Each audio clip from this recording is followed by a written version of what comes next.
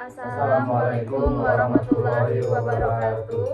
Baik, di sini kami akan perkenalkan diri dulu. Perkenalkan, nama saya Alkeni Fadia Putri, NPM 221000130. Perkenalkan, nama saya Adrian Saputra Nugraha, NPM 221000135.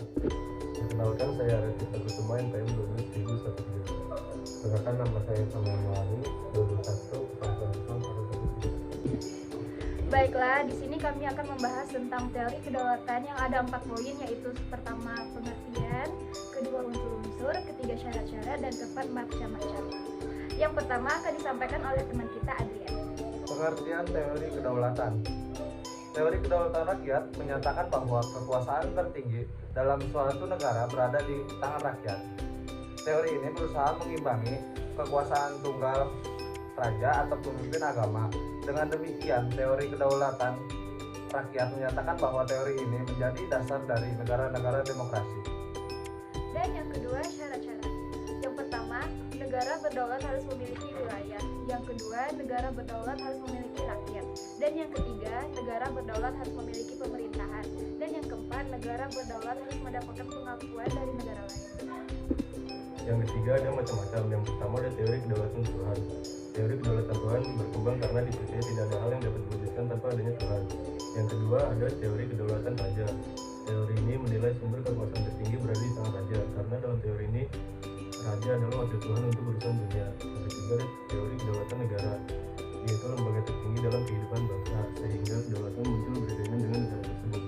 Yang keempat, ada teori kedaulatan rakyat, yaitu yang menempatkan rakyat menjadi pemegang kekuasaan tertinggi di suatu negara.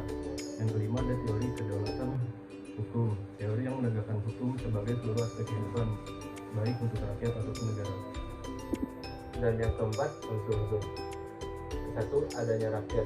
Rakyat adalah semua orang yang berada di dalam suatu negara. Rakyat merupakan unsur penting negara, sebab rakyat yang pertama kali hendak membentuk negara.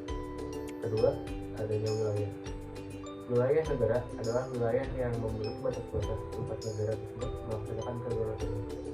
Luas wilayah dan sempitnya wilayah yang dimiliki negara tidak menjadi persoalan bagi negara dan rakyatnya.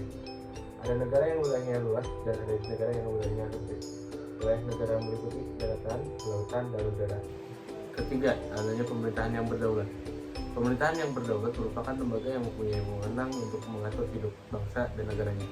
Jika suatu negara menjadi satu negara yang merdeka, otomatis negara tersebut menjadi negara yang berdaulat. Negara Republik Indonesia merdeka dan berdaulat sejak tanggal 17 Agustus 1945. Kekuasaan yang dimiliki oleh pemerintahan atau negara yang adalah kekuasaan dalam dan keluar. A. Kekuasaan ke dalam, artinya pemerintahan mempunyai wewenang tertinggi dan mengatur dan menjalankan organisasi negara sesuai dengan peraturan yang berlaku. B. Kekuasaan luar, artinya pemerintah berkuasa dengan bebas, tidak terikat, tidak tunduk kepada kekuasaan lainnya. Selain ketentuan-ketentuan yang ditetapkan, dan negara lain pun harus menghormati negara yang bersangkutan dengan tidak ikut campur urusan dalam negeri negara lain.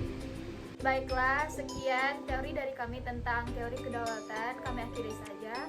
Wassalamualaikum warahmatullahi wabarakatuh.